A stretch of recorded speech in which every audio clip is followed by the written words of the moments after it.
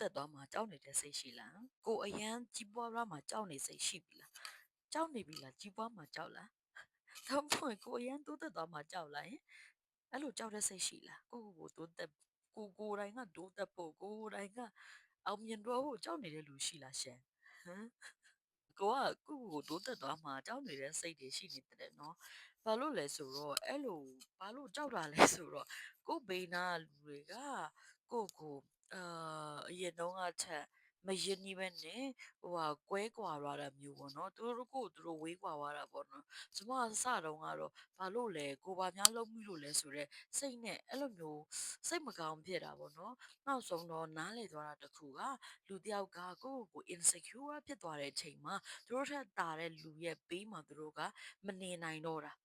မနေရဲတာမဟုတ်ဘူးเนาะမနေနိုင်တော့တာဒီလိုမျိုးတွေခံစားသွားရတယ်ရှင်အဲ့လိုမျိုးလူတွေအတွက်ဆိုလို့ရှိရင်လေကျွန်မအရင်မစိတ်မကောင်းဖြစ်မိတယ်ဘာလို့လဲပေါ့နော်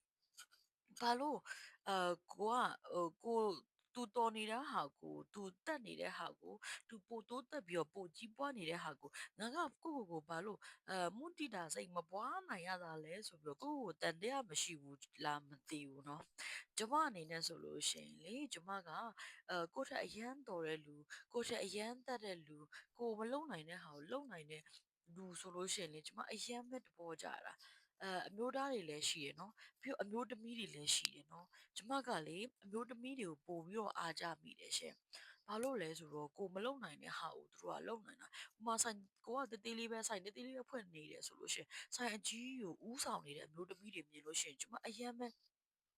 ကြိုက်တာဒီလားသူတို့ဝေါအရန်လုံနိုင်တာဘလို့စွမ်းအင်နေကြအောင်ဘလို့တွေတော့အရာတွေသူ့စီမှာရှိနေလို့သူတို့မျိုးတွေလုံနိုင်ရလဲဆိုကျမအရန်သဘောကျတာဒီလားအရန်သဘောကျတာပြီးတော့တခြားလူတွေက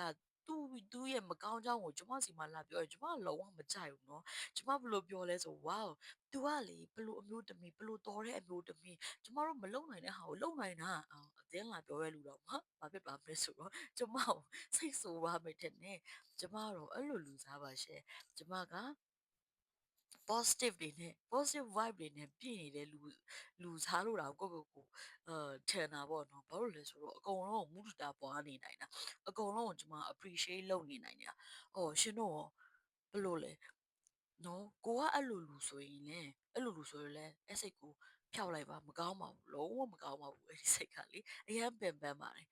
ဒါကြောင့်မလို့ကိုကလည်းအဲ့ဒီနေရာနာအဲ့လိုအတိုင်းဝိုင်းမှာအဲ့လိုနေရာမှာနေရတယ်ဆိုလို့ရှင်အမြန်ဆုံးပြေးထွက်ခဲ့ပါရှင်အမြန်ဆုံးပြေးထွက်ခဲ့ပါဘာလို့လဲဆိုတော့ကျမတို့ကိုယ်တိုင်ကလည်းဒီလိုမျိုး